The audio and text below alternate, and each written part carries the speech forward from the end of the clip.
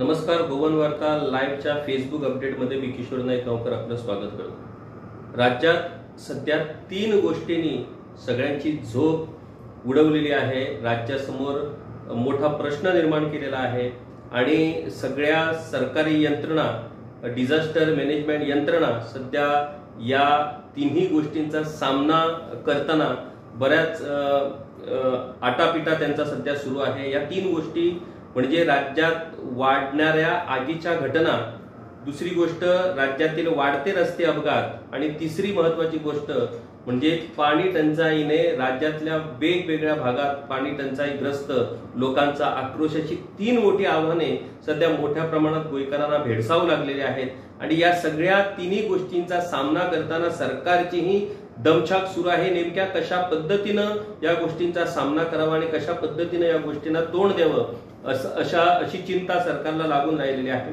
सगळ्यात महत्वाची गोष्ट म्हणजे आगीच्या घटना ज्या गेल्या काही दिवसापासून राज्यभरात ज्या पद्धतीनं आगीच्या घटना घडू लागलेल्या आहेत त्याची तीव्रता आता मोठ्या प्रमाणात वाढू लागलेली आहे आणि सरकारच्या म्हणण्यानुसार आणि विशेष करून राज्याचे मुख्यमंत्री आणि राज्याचे वनमंत्री यांनी तर उघडपणे या आगीच्या घटनामागे मानवनिर्मित म्हणजे माणसाचा हात असल्याचा आरोप केलेला आहे आणि त्यांनी या लोकांना आवाहन केलेलं आहे की त्यांनी अशा पद्धतीनं जैवसंपत्तीचा विध्वंस किंवा जैवसंपत्तीचं नुकसान करू नये. त्यांनी मुद्दाम होऊन जंगलात आगी लावण्याचे जे प्रकार सुरू आहेत ते थांबवावेत असे आवाहन वनमंत्री आणि मुख्यमंत्र्यांनी केलेले आहे. खरं म्हणजे जर अशा पद्धतीनं या आगीच्या घटनांना जर लोक जबाबदार असतील किंवा कुणीतरी या सगळ्या घटनामागे जर घातपात केलेला असेल तर ती खरोखरच सिरियस आणि खूप गंभीर अशा पद्धतीची गोष्ट आहे आणि अशा लोकांना हुडकून काढून त्यांचा शोध काढून त्यांच्यावरती कायदेशीर कारवाई करण्याची गरज आहे.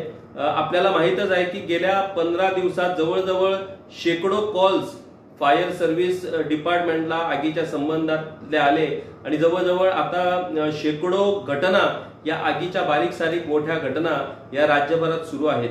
सगळ्यात मोठी घटना म्हणजे सत्तरी तालुक्यात म्हादई वाईल्ड लाईफ सेंचुरी मध्ये जो आगीचा आगडोंब उसळलेला आहे, ही आग जबरदस्त सगळीकडे पसरायला लागली आहे. नौदलाच्या हेलिकॉप्टरामधून ही आग विझवण्याचे प्रयत्न सुरू आहेत परंतु ही आग विझवण्यात अनेक अडचणी येत आहेत. संध्याकाळी मोठ्या प्रमाणात वारं वाहत आहे आणि या वाऱ्यामुळे या आगीचा वणवा हा मोठ्या प्रमाणात पसरू लागला आहे. म्हणजे नौदलाच्या हेलिकॉप्टर मधून पाण्याचा फवारा करून ही आग विझवण्यात येते खरी, परंतु रात्री उशिरा पुन्हा ही आग भडकते आणि ती पुन्हा सगळीकडे पसरते. अशा पद्धतीनं या आगीचा फैलाव आता सगळीकडे होऊ लागलाय. जवळजवळ गोवा कर्नाटकच्या बॉर्डर पर्यंत या आगीचा आगडोंब पोहोचल्याची खबर आहे आणि या अनुषंगाने कशा पद्धतीनं या आगीवरती आता नियंत्रण आणण्यात येते, कशा पद्धतीनं ही आग आटोक्यात आणण्यात येते हे पाहणं आता महत्वाचं ठरणार आहे. सगळी राज्य सरकारची यंत्रणा, मग त्यात अग्निशमन दल, प्रामुख्याने अग्निशमन दलाचे जवान ही आग विझवण्यासाठी आपल्या जीवाचं रान करून सध्या काम करतायत. नौदलाकडूनही राज्य सरकारला या संबंधीची मदत मिळायला लागली आहे. त्याचबरोबर सत्तरी तालुक्यात मोठ्या प्रमाणात स्थानिकांनीही या आता मोहिमेमध्ये वाटेकरी होऊन स्थानिकही मोठ्या प्रमाणात ही जंगलातली आग विझवण्यासाठी स्वतःचा जीव धोक्यात घालून काम करत आहेत. हे सगळं जर आपण चित्र बघितलं आणि या सगळ्या घटनेमागे जर मानवनिर्मित हात किंवा कुणीतरी घातपात जर केलेला असेल तर ती खरोखरच गंभीर आणि खूप म्हणजे कारवाई करण्यालायक अशा पद्धतीची गोष्ट आहे आणि या संबंधी सरकारी यंत्रणा, मग ती पोलीस असेल किंवा पोलीस खात्याची गुप्तचर यंत्रणा असेल, त्यांनी अशा या घातपात करणाऱ्या लोकांचा शोध घेऊन त्यांच्यावरती कारवाई करण्याची गरज आहे. मोठ्या प्रमाणात आपण दरवर्षी बघतो की मोठ्या प्रमाणात एप्रिल मे महिन्यात काजू बागायतीला आग लागण्याचे प्रकार हे राज्यात सर्रासपणे गेल्या अनेक वर्षापासून सुरू आहेत. आता या आग लावण्याच्या किंवा आग लागण्याच्या घटनामागे निश्चितपणे जमिनीचे वाद म्हणा किंवा शत्रुत्व म्हणा अशा पद्धतीच्या गोष्टींचा समावेश असतोच, परंतु या सगळ्या गोष्टींकडे आतापर्यंत सरकारी यंत्रणांनी दुर्लक्ष केलं असं आम्हाला म्हणावं लागणार आहे. कारण ज्या लोकांचं नुकसान होतं त्या लोकांनाच त्या घटनेचं गांभीर्य कळतं, परंतु आता जेव्हा अशा पद्धतीच्या या आगीच्या घटना जेव्हा प्रत्यक्ष मादई वाईल्ड लाईफ सेंचुरीमध्ये सुरू झाल्या तेव्हा कुठेतरी सरकारला जाग आली असं आपल्याला म्हणावं लागणार आहे. कारण काजू बागायती, काजू उत्पन्न हे ग्रामीण भागातल्या लोकांच्या उदरनिर्वाहाचं मुख्य साधन आहे आणि त्यामुळे या काजू बागायतीच्या उत्पन्नावरती मोठ्या प्रमाणात इथे लोकांचा उदरनिर्वाह चालतो. आणि या काजू बागायतीच्या या सीझनमध्ये जेव्हा अशा पद्धतीनं आगीच्या घटनामुळे काजू बागायतीचं नुकसान होतं तेव्हा अशा कुटुंबावर मोठं आर्थिक संकट ओढवतं. या लोकांना नुकसान भरपाई मिळते की नाही हा वेगळा प्रश्न आहे आणि अधिकतर लोकांना ही नुकसान भरपाई मिळत नाही.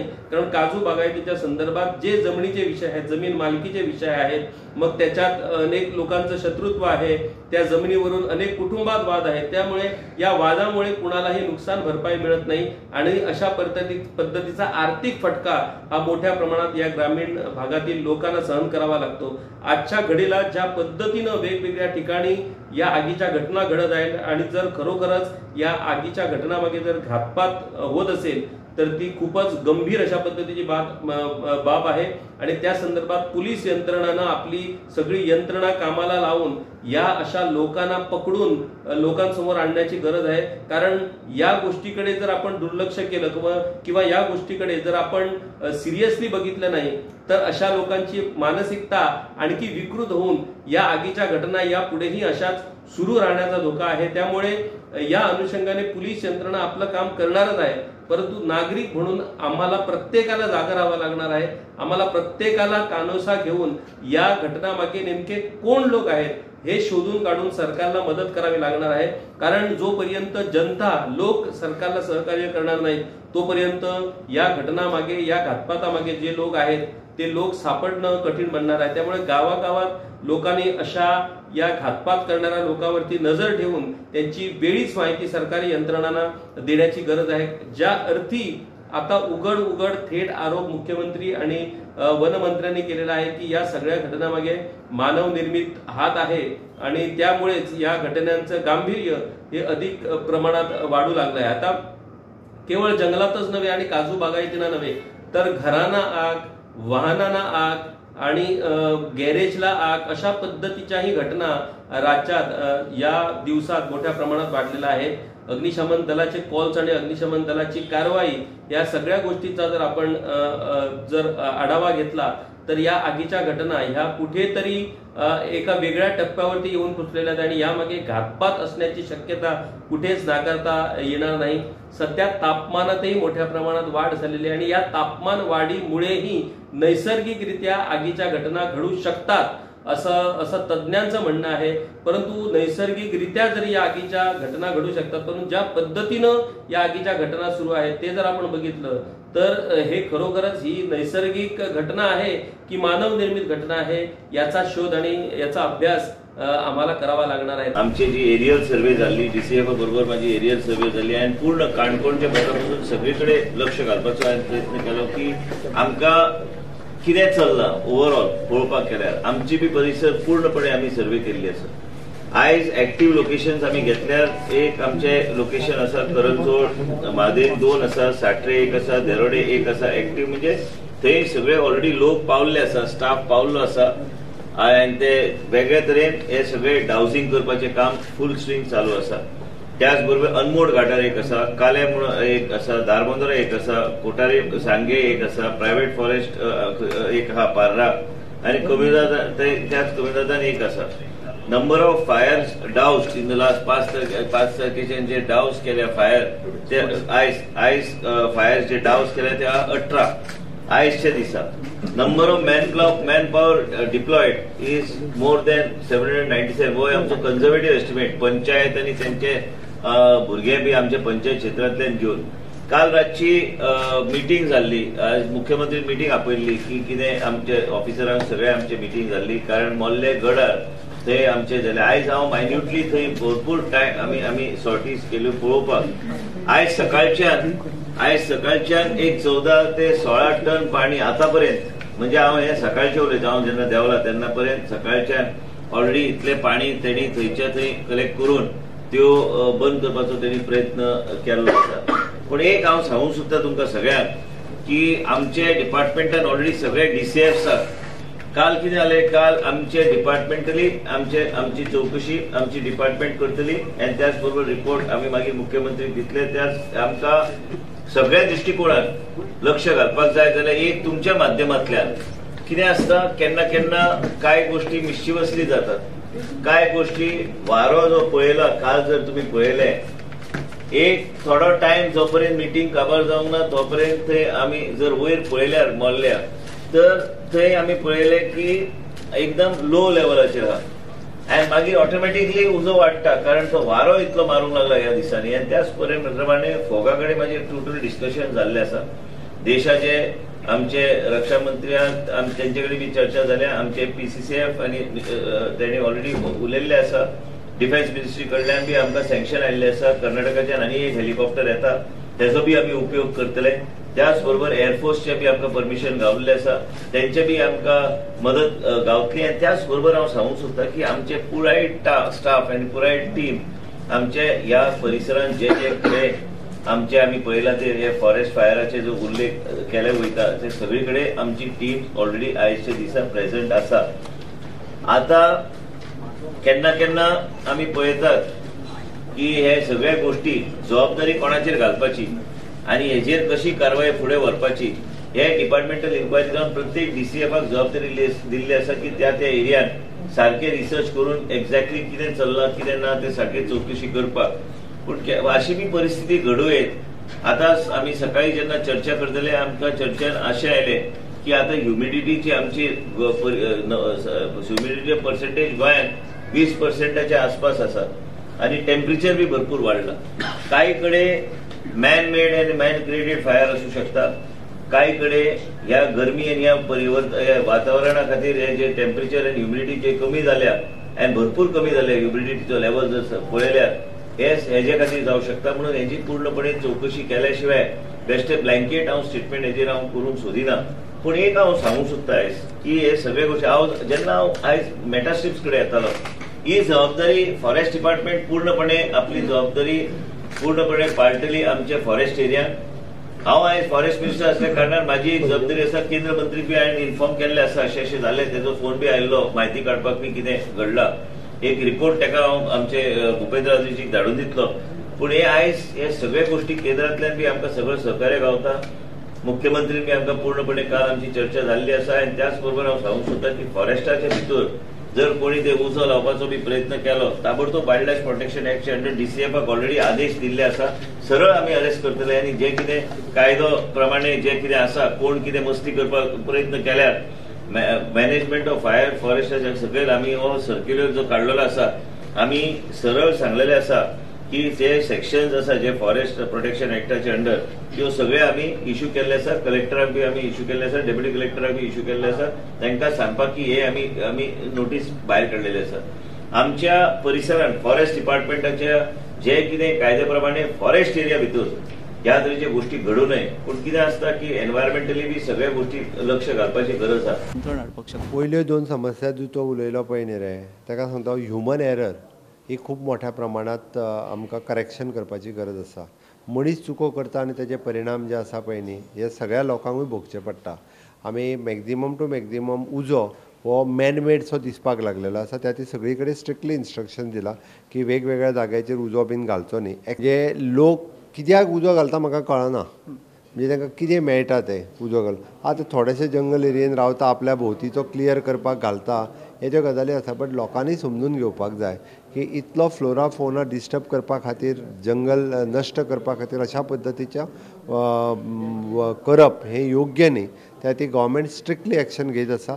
गव्हर्मेंट कंप्लिटली फॉरेस्ट डिपार्टमेंट म्हणजे police department even the fire department हे सगळे आपल्या परीन प्रयत्न करून पुराय जे आसा पळय न्ही लक्ष दवरून आसा. सेंटरा कडल्यान आनी कितें मदत एक्स्ट्रा बी ऑलरेडी सेंटर आमकां हेलिकॉप्टर्स आनी बाकीचे जे सगळो सपोर्ट करीत सेंट्रल पुराय सपोर्ट करीत आसा. तापमान वाढीमुळे हीट वेव्हमुळे सरकारनं शाळांना सगळ्या शाळा त्याच्यानंतर हायर सेकंडरीच्या विद्यार्थ्यांना लवकर घरी पाठवण्याचा निर्णय घेतलेला आहे. परंतु या सगळ्या निर्णयाचा जर आपण आढावा घेतला तर नेमकं सरकारनं या विद्यार्थ्यांना लवकर घरी पाठवण्याचा आदेश जारी करून नेमकं साध्य केलं काय असा प्रश्न आता पालकच विचारू लागलेले आहेत. कारण हीट वेव्हमुळे जर खरोखरच या विद्यार्थ्यांचा बचाव करायचा असेल तर मग त्यांना शाळेत पाठवून मग लवकर पाठवून, कारण लवकर जरी पाठवलं तरी घरी पोहोचण्याचा जो वेळ आहे किंवा घरी पोहोचण्याची जी सोय आहे ती मग बसमधून मुलं जातात किंवा पेरेंट्स त्यांना नेण्यासाठी येतात. ह्या सगळ्या गैरसोयीमुळे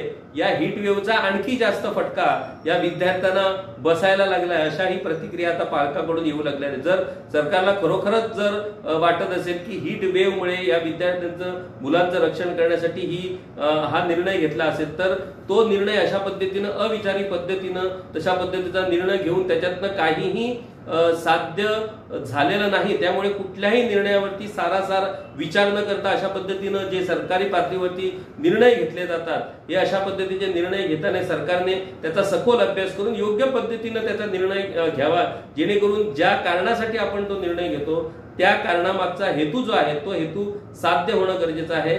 या मुलांना लवकर घरी पाठवण्याच्या संदर्भातला जो मूळ हेतू आहे सरकारचा तो खरोखरच साध्य झालाय काय याच्यावरतीही शिक्षण खात्याच्या अधिकाऱ्यांनी चर्चा आणि फेरविचार करण्याची गरज आहे, अशी ही प्रतिक्रिया मोठ्या प्रमाणात लोकांनी दिलेली आहे. दुसरा महत्वाचा विषय तो म्हणजे रस्ते अपघात. आता रस्ते अपघाताच्या बाबतीत जर आपण बोलायचं झालं तर रस्ते अपघाताच्या घटना ह्या आत्ताच नाही तर गेल्या अनेक वर्षापासून राज्यात सुरू आहेत आणि रस्ते अपघात कमी करण्यासाठी, रस्ते अपघात टाळण्यासाठी मोठ्या प्रमाणात सरकार आपल्या पद्धतीनं आपल्या पातळीवरती प्रयत्न करतो. आता सरकारने केवळ प्रयत्न करून रस्ते अपघात टाळू शकणार नाही, प्रत्येक व्यक्तीने, प्रत्येक नागरिकाने या संदर्भात काळजी घेण्याची गरज आहे. परंतु प्रश्न असा आहे की जे लोक काळजी घेऊन आपली वाहनं हाकतात, हेल्मेट घालतात, व्यवस्थित वाहन चालक परवाना, ड्रायव्हिंग लायसन्स घेऊन आपली वाहनं हाकतात, हे लोक एकीकडे, आणि दुसरीकडे मद्यपान करून वाहनं हाकणं, ड्रायव्हिंग लायसन्स नसताना वाहनं हाकणं, हेही प्रकार सुरू आहेत. तर अशा या बेजबाबदारपणे वागणाऱ्या लोकांमुळे जबाबदारपणे वागणाऱ्या लोकांच्या जीवाला जो धोका निर्माण होतो त्याचं काय, हा खरोखरच महत्वाचा प्रश्न आहे. ज्या पद्धतीनं या रस्ते अपघाताच्या विषयाकडे राज्य सरकारचं लक्ष असण्याची गरज आहे त्या पद्धतीचं सिरियसनेस आपल्याला राज्य सरकारकडून दिसत नाही, असं खेदानं आपल्याला म्हणावं लागणार आहे. राज्याचे वाहतूक मंत्री जे आहेत मॉबिन गुदिन्हो हे खरोखरच रोड ऍक्सिडेंटच्या बाबतीत सिरियस आहेत का असा प्रश्न या ठिकाणी विचारावा लागतो. कारण त्यांच्या नेहमीच्या पद्धतीत किंवा त्यांच्या नेहमीच्या वागणुकीत रस्ते अपघातांची विशेष दखल ते घेत आहेत असं अजिबात वाटत नाही. कदाचित त्यांना वाटत असेल की लोकच जर बेजबाबदारपणे वागत असतील तर सरकार काय करू शकेल, परंतु बेजबाबदार लोकांमुळे जे जबाबदारीने वागतात लोक त्यांच्या जीवाला जो धोका निर्माण होतोय किंवा त्यांच्या जीवाला जो धोका होतोय त्याचं काय करणार, हा सगळ्यात महत्वाचा प्रश्न आहे. या फेसबुक लाईव्हच्या माध्यमाने एक गोष्ट या ठिकाणी मी मुद्दामहून नमूद करू इच्छितो की सुप्रीम कोर्टाच्या आदेशाप्रमाणे रस्ते अपघातांवर नियंत्रण ठेवण्यासाठी सगळ्या राज्यांना, देशातल्या सगळ्या राज्यांना सुप्रीम कोर्टाने खास यंत्रणा तयार करण्याचे निर्देश दिले होते आणि त्यानुसार डिस्ट्रिक्ट रोड सेफ्टी काउन्सिल आणि स्टेट रोड सेफ्टी काउन्सिल अशा पद्धतीची एक कायमस्वरूपी यंत्रणा तयार केलेली आहे. आता या डिस्ट्रिक्ट रोड सेफ्टी काउन्सिल वरती जे जिल्हाधिकारी आहेत ते प्रमुख आहेत, त्यांच्या नेतृत्वाखाली हे काउन्सिल काम करतं आणि स्टेट रोड सेफ्टी काउन्सिल जे आहे त्याचं प्रमुख पद हे ट्रान्सपोर्ट मिनिस्टरांकडे आहे. त्याच्यानंतर त्याच्यावरती मुख्य सचिव आहेत. आता प्रश्न असा आहे की या सगळ्या गोव्यातल्या रस्ते अपघातांच्या या घटनांमध्ये डिस्ट्रिक्ट रोड सेफ्टी काउन्सिल आणि स्टेट रोड सेफ्टी काउन्सिल या दोन्ही यंत्रणांची भूमिका नेमकी काय, या प्रश्नाचं जर उत्तर आपण शोधायला गेलो तर त्याचं उत्तर आपल्याला सापडत नाही, आपल्याला कुठेच दिसत नाही. डिस्ट्रिक्ट कलेक्टर जे आहेत ते डिस्ट्रिक्ट कलेक्टर या रस्ते अपघाताबाबत खरोखरच सिरियस आहेत की काय असा प्रश्न आपल्याला करावा लागणार आहे. राज्यातल्या दोन्ही जिल्ह्यांचं जिल्हाधिकारी पद जे आहे ते IAS ऑफिसरकडे, आणि सुदैवानं म्हणा किंवा एक चांगली गोष्ट आहे की दोन्ही ठिकाणी जे जिल्हाधिकारी आहेत त्या महिला जिल्हाधिकारी आहेत, IAS ऑफिसर्स आहेत, युवा IAS ऑफिसर आहेत, ज्यांनी IAS सेवेमध्ये नुकतीच प्रवेश केलेला आहे. अशा पद्धतीच्या युवा IAS ऑफिसरांकडे या दोन्ही जिल्ह्यांची जबाबदारी आहे. खरं म्हणजे या दोन्ही युवा ऑफिसरांनी आपल्या धडाकेबाज निर्णयातून आणि आपल्या कार्यक्षमतेतून या रस्ते अपघाताच्या विषयावरती काहीतरी तोडगा किंवा लोकांना काहीतरी दिलासा देण्याची गरज होती, परंतु त्या दोन्ही जिल्हाधिकाऱ्यांचं लक्ष या रस्ते अपघातांच्या विषयाकडे खरोखरच आहे का असा प्रश्न विचारण्यालायक परिस्थिती आज राज्यात निर्माण झालेली आहे. स्टेट रोड सेफ्टी काउन्सिलचं अध्यक्षपद हे खुद्द वाहतूक मंत्र्याकडे आहे आणि वाहतूक मंत्री ज्या पद्धतीने आज वागतायत ते जर आपण बघितलं तर ते रस्ते अपघाताच्या बाबतीत खरोखरच सिरियस आहे का असाही प्रश्न आपल्याला करावा लागणार आहे. आता तुम्हाला एक गोष्ट सांगतो की राज्यात मोठ्या प्रमाणात वाहनांची संख्या वाढते, म्हणजे राज्याच्या लोकसंख्येच्या तुलनेत वाहनांची संख्या मोठ्या प्रमाणात वाढू लागते. तर अशा परिस्थितीत या वाहनांच्या संख्येवरती आपल्याला कशा पद्धतीने नियंत्रण ठेवता येईल या गोष्टीवरती विचार करण्याची गरज आहे. परंतु दुर्दैवानं सरकारचे जर निर्णय आपण बघितले तर आपल्याला असं दिसून येतं की जास्तीत जास्त नवी वाहनं रस्त्यावरती आणण्यासाठी सरकार प्रयत्न करते. आता या नवीन वाहनं खरेदी मागे काही डिलिंग्स आहेत काय, किंवा नवीन वाहनं खरेदी करून कुणाची पॉकेट्स भरली जातात असाही प्रश्न आता या निमित्ताने विचारावा लागतो. आता एक उदाहरण जर आपण धरलं तर एकीकडे पेडण्यात मोपा विमानतळावरती टॅक्सी व्यवसाय सुरू करण्यासाठी परवानगी मिळावी म्हणून टॅक्सी व्यावसायिक प्रयत्न करत आहेत. त्यांनी कर्ज काढून त्यांनी वेगवेगळ्या योजनांचा लाभ घेऊन टॅक्सी घेतलेल्या आहेत, परंतु त्यांना परमिट न मिळाल्यामुळे ते व्यवसाय करू शकत नाही. आणि दुसरीकडे कालच सरकारनं एक नवीन योजना काढली आणि त्या योजनेत जवळजवळ 55 लोकांना मोफत टॅक्सी, नवीन टॅक्सी दिल्याचा शेकी ही सरकार मिळवते. आता गोवा माइल्स ही प्रायव्हेट कंपनी आहे आणि या प्रायव्हेट कंपनीकडून अशा पद्धतीनं लोकांना मोफत टॅक्सी दिल्या जात आहेत. नेमकं हा काय प्रकार आहे आणि ही योजना काय आहे याचाही आपल्याला अभ्यास करावा लागणार आहे. या गोवा माइल्स कंपनीला या मोफत वाहनं देण्यामागे काय नेमका त्या उद्देश या कंपनीचा आहे, या कंपनी मागे किंवा या योजनेमागे नेमका काय हेतू आहे. मुख्यमंत्र्यांनी आमच्या काल एक असं विधान केलं की ज्यांच्या घरात जवळजवळ 10 बेनिफिशियरी या योजनेत असे आहेत त्यांच्या घरात साधी सायकलही नव्हती, त्यांना आता सरकारनं गाडी दिलेली आहे. आता गाडी देणं किंवा वाहन व्यवसाय, टॅक्सी व्यवसाय करणं ही खरोखरच इतकी साधी आणि सोपी गोष्ट आहे काय. एकीकडे लोकांनी कर्ज काढून वाहनं घेतलेले आहेत, त्यांना आपलं कर्ज फेडणं शक्य होत नाही. मग ही मोफत वाहनं जी ज्या कुटुंबियांनी किंवा ज्या बेरोजगार युवकांनी घेतलेली आहेत, ही वाहनं जी आहेत ही वाहनं त्यांचा आर्थिक स्तर उंचावणार की त्यांना उद्या कर्जबाजारी करणार. आणि उद्या जर ते कर्जबाजारी झाले आणि बाजारामुळे त्यांनी जर आपल्या जीवाचं काही बरं वाईट केलं तर मग त्याला जबाबदार कोण. जे खरोखरच या व्यवसायात आहेत त्यांना कशा पद्धतीनं स्थैर्य प्राप्त करून देता येईल, त्यांना कशा पद्धतीनं आर्थिक स्थैर्य प्राप्त करून देता येईल याच्यावरती विचार करायचा सोडून त्यांचा निर्णय न घेता भलत्याच लोकांना या व्यवसायात आणून सरकार नेमकं काय साध्य करू पाहत आहे याचाही विचार आपल्याला करावा लागणार आहे. दुसरी गोष्ट, मोठ्या प्रमाणात इलेक्ट्रॉनिक वाहनांच्या नावानं कदंबाच्या ताफ्यात मोठ्या प्रमाणात नवीन गाड्या आणण्याचा प्रयत्न हा सरकारकडून सुरू आहे. चांगली गोष्ट आहे. प्रदूषण नियंत्रणाच्या दृष्टिकोनातून इलेक्ट्रॉनिक वाहनं आणण्याची गरज आहे. परंतु कदंबाच्या ताफ्यात ज्या गाड्या आहेत, ज्या गाड्या बंद आहेत, त्याच गाड्या जेव्हा चालत नाहीत तेव्हा अशा पद्धतीनं या इलेक्ट्रॉनिक गाड्या आणून सरकार नेमकं काय करू इच्छितो. या इलेक्ट्रॉनिक गाड्या ज्या सध्या कदंबाच्या ताफ्यात आहेत त्या सगळ्या गाड्या ह्या भाडे तत्वावरती चालतात. ही गोष्ट मला वाटतं गोयकरांना माहीत आहे की नाही हे मला माहीत नाही. या सगळ्या गाड्या भाडे तत्वावरती चालतात आणि एका ठराविक रकमाचं भाडं हे त्या कंपनीला दिलं जातं. आता त्याच्यात विषय असा आहे की आधीच कदंब महामंडळ हे तोट्यात आहे आणि अशा वेळेला हा जो भाड्याचा जो करार आहे त्याचा जर आपण विचार केला तर जेवढं उत्पन्न कदंबाला मिळत नाही त्याच्या कितीतरी पट जास्ती हे भाडं त्या कंपनीला दिलं जातं. त्यामुळे हे सगळे व्यवहार हे इन पब्लिक इंटरेस्ट असे दाखवले जातात, परंतु या व्यवहारामध्ये नेमका कोणाचा इंटरेस्ट लपलेला आहे याचाही शोध घेणं गरजेचं आहे आणि या विषयावरतीही प्रत्येक गोयकरांनी विचार करणं गरजेचं आहे आणि आपल्या लोकप्रतिनिधींना या संबंधी प्रश्न विचारण्याची गरज आहे की हे तुम्ही काय करतात नेमके.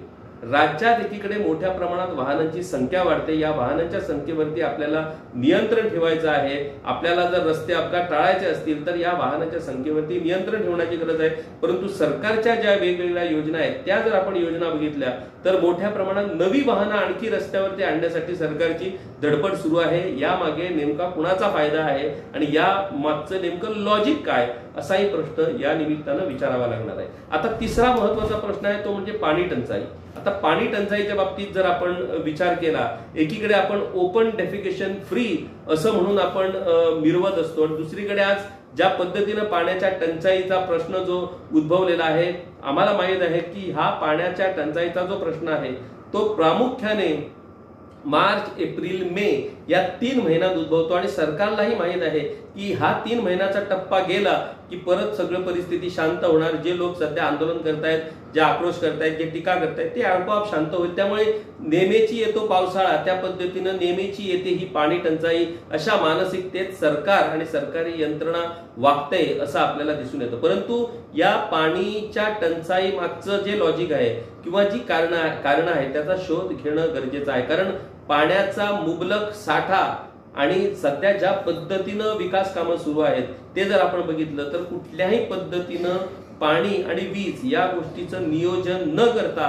नव्या कामांना परवाने दिले जाते, नवी बांधकामं, नवी विकास कामे हाती घेतली जात आहेत. जोपर्यंत पाणी आणि वीज या 2 प्राथमिक गोष्टींचा मुबलक साठा आपल्याकडे उपलब्ध नाही तोपर्यंत ह्या नव्या परवानगी देण्याच्या संदर्भात नेमका सरकारचा काय विचार आहे याचाही आपल्याला शोध घ्यावा लागणार आहे. आणि पाण्याच्या प्रश्नानं केवळ पेडणे, बारदेज, सत्तरी, डिचोली या सगळ्या अशा तालुक्यामध्ये मोठ्या प्रमाणात पाणी टंचाईचा प्रश्न उद्भवत आहे. तिसवाडी तालुक्यातही मोठ्या प्रमाणात पाण्याचा प्रश्न उद्भवू लागलेला आहे. रिव्होल्युशनरी गोवन्स या पक्षाने पाण्याचा प्रश्न आपल्या हातात घेतलेला आहे. लोक ठिकठिकाणी पाणी प्रश्नावरून संतप्त झालेले आहेत. परंतु हे लोक म्हणजे आपण जनता जे आहोत ती जनता आपल्या लोकप्रतिनिधींना या बाबतीत जाब विचारण्यात कुठेतरी कमी पडतो असं आपल्याला वाटतं. कारण जेव्हा लोकप्रतिनिधी या वाड्यावरती त्या गावात भेट देतात तेव्हा त्यावेळेला उघडपणे जाहीरपणे या पाण्याच्या प्रश्नावरून आपल्या लोकप्रतिनिधींना जाब विचारण्याचे प्रकार कुठे घडताना आपल्याला दिसत नाही. परंतु या लोकप्रतिनिधींना आपण मोकळीक देतो आणि मग जे कोण कार्यकर्ते येतात, सामाजिक कार्यकर्ते येतात किंवा अन्य जे कोण येतात त्यांच्या समोर मात्र आपण आक्रोश करतो की आमच्या गावात पाणी नाही, लोकांना पाणी मिळत नाही. आपण जोपर्यंत आमच्या लोकप्रतिनिधींना या वास्तव आणि या खऱ्या प्रश्नाबाबत जाब विचारणार नाहीत, प्रश्न करणार नाहीत तोपर्यंत या प्रश्नांना उत्तरं मिळणार नाहीत. आणि जर आपल्याला या प्रश्नांना उत्तरं जर मिळवायची असतील किंवा हे प्रश्न जर आपल्याला सोडवायचे असतील तर उघडपणे सार्वजनिक पद्धतीनं जिथं जाहीर कार्यक्रम होतात तिथं आपल्या लोकप्रतिनिधींना या प्रश्नावरून जाब विचारणं म्हणजे केवळ आपल्या लोकप्रतिनिधीचा अपमान करणं असं अजिबात होत नाही. आपण आपल्या लोकप्रतिनिधीचा अपमान न करताही चांगल्या पद्धतीनं हे प्रश्न लोकप्रतिनिधी समोर मांडू शकतो आणि लोकप्रतिनिधींना गळ घालू शकतो किंवा त्यांच्याकडे मागणी करू शकतो की हे विषय हे ठराविक कालमर्यादित सोडवणं गरजेचं आहे. आणि त्या अनुषंगाने आम्ही जर वागलो नाही तर आपले प्रश्न हे असेच प्रलंबित राहणार आहेत. या प्रश्नांना अजिबात उत्तरं मिळणार नाहीत आणि शेवटी नेहमीची येतो पावसाळा त्या पद्धतीनंच नेहमीची या 3 महिन्यात आक्रोश करून आणि पाण्याच्या प्रश्नावरून घागर मोर्चा आणि आंदोलनं करून आपण आपलं स्वतःच मनोरंजन करणार आहोत अशा पद्धतीनं आम्हाला या भावना अत्यंत खेदपूर्वक आम्हाला अशा पद्धतीच्या भावना व्यक्त कराव्या लागतात. त्यामुळे आग, दुसरीकडे पाणी टंचाई आणि तिसरीकडे रस्ते अपघात अशा या 3 संकटाने सध्या राज्याला वेढलेला आहे आणि या 3 संकटातून राज्याची मुक्ती होणे गरजेचं आहे. या 3 संकटांना जी कारणं कारणीभूत आहेत, ज्या घटना कारणीभूत आहेत, जे लोक कारणीभूत आहेत त्या सगळ्यावरती कारवाई होण्याची गरज आहे. राज्य सरकारला डॉक्टर प्रमोद सावंत मुख्यमंत्री आहेत जे गोवा राज्याचे, त्यांच्या दुसऱ्या टर्मला आता 1 वर्ष पूर्ण होत आहे आणि या 1 वर्षाच्या पूर्णत्वाच्या या परिस्थितीत हे 3 प्रश्न ज्या पद्धतीने डोकं वर काढून आज राज्यासमोर उभे राहिलेले आहेत या 3 प्रश्नावरती सरकारला ताबडतोब उपाय करावा लागणार आहे. आणि हा उपाय काढून जेव्हा सर्वसामान्य लोकांना या 3ही संकटातून हे सरकार मुक्तता देणार तेव्हा खऱ्या अर्थानं या सरकारची लौकिकता आणि या सरकारची खरी लोकमान्यता ही सिद्ध होणार आहे. अशाच पद्धतीनं महत्वाच्या प्रश्नावरती, महत्वाच्या विषयावरती आम्ही गोवन वार्ता लाईव्ह अपडेट मधून तुम्हाला माहिती देत राहू. तोपर्यंत पाहत राहा गोवन वार्ता लाईव्ह, नातं गोव्याचं, देणं मराठीचं.